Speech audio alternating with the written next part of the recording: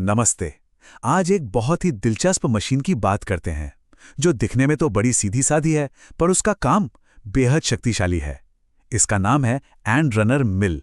तो चलिए देखते हैं ये सिंपल सी दिखने वाली मशीन आखिर क्या कमाल करती है। देखिए, ये मशीन ना एक बहुत ही आम सी लगने वाली मैकेनिकल प्रॉब्लम का बड़ा ही शानदार सॉल्यूशन है। चलिए, इसको और करीब से समझते हैं। अच्छा, कभी सोचा है कि किसी बहुत ही सख्त चीज को, मान लीजिए जड़ी बूटी की जड़ें हैं, उन्हें एकदम बारीक एक जैसा पाउडर कैसे बनाया जाता होगा? ये एक ऐसी चुनौती है जिसका सामना हम लोग सदियों से करते आ रहे हैं। और इसी सवाल का जवाब है एंड रनर मिल। ये उस मुश्किल चुनौती का एक बहुत ही सिंपल, एलिगेंट और पावरफुल सॉल्यूशन है। तो सवाल यह है कि ये काम करती कैसे है?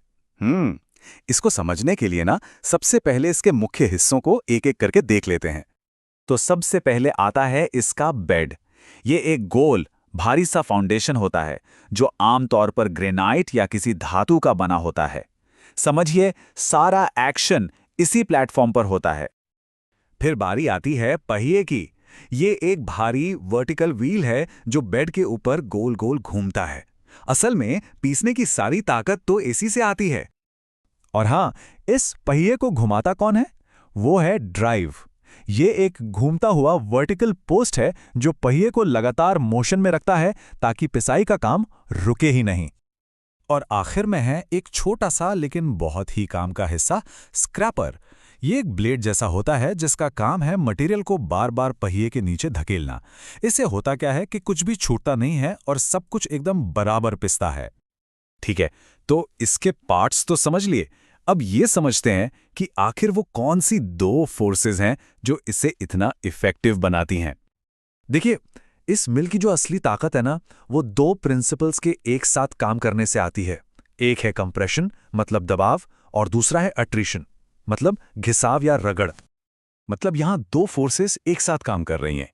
कंप्रेशन, जो पहिए के भारी वजन से आता है, ये चीजों को क्रश करता है, कुचलता है। और एट्रिशन, जो पहिए के रगड़ने से पैदा होता है, ये शेयरिंग फोर्स चीजों को और बारीक करती है। तो कुचलना और रगड़ना दोनों एक साथ। कमाल है ना? अच्छा, तो अब हमें इसके पार्ट्स भी पता हैं और इसके पीछे की साइंस भी। तो चलिए अब देखते हैं कि एक्शन में ये मिल कैसे दिखती है, स्टेप बाय स्टेप। प्रोसेस बहुत सीधा साधा है। सबसे पहले जो भी पीसना है उसे सर्कुलर बेड पर डाल दिया जाता है। फिर ड्राइव को चालू किया जाता है और पहिया घूमने लगता है। अब पहिया क्या करता है? अपने वजन से मटेरियल को कुचलता है और साथ ही साथ अपनी मूवमेंट से उसे रगड़ता भी है। और बस जब पाउडर उतना बारीक हो जाए जितना चाहिए, उसे कलेक्ट कर लिया जाता है। बिल्कुल जैसा कहा गया है, लगातार घूमने और खुरचने से एक महीन, एक समान उत्पाद मिलता है। और असल में यही तो इस मशीन का सबसे बड़ा मकसद है, यूनिफॉर्मिटी। तो ये मशीन सिर्फ एक थियरी या इंजीनियरिंग का मॉडल नहीं है। इसका इस्तेमाल हमारी असल जिंदगी में कई जगहों पर होता है। चलिए देखते हैं कहाँ-कहाँ। इसका इस्तेमाल ना कई जगहों पर होता है, जैसे कि दवा बनाने में, जहां मलहम और पेस्ट के लिए इंग्रेडिएंट्स को पीसा जाता है, या फिर जब किसी ठोस चीज को थोड़े से लिक्विड के साथ मिलाना हो। और हाँ, खास तौर पर पारंपरिक आयुर्वेदिक दवाइयां बनाने में तो इसका बहुत बड़ा रोल है। सोचिए, जड़ी बूटियों की वो सख्त जड़ें और छाल, उन्हें पीसने के लिए ये मशीन आज भी बहुत काम की है।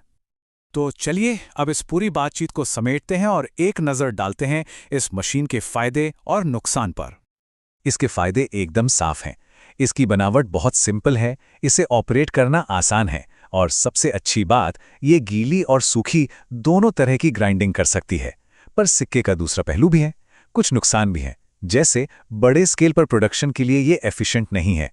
अगर हाथ से चलाएं तो मेहनत बहुत लगती है, और क्योंकि इसमें घर्षण से गर्मी पैदा होती है तो ये उन मटेरियल्स के लिए ठीक नहीं जो हीट सेंसिटिव होते हैं।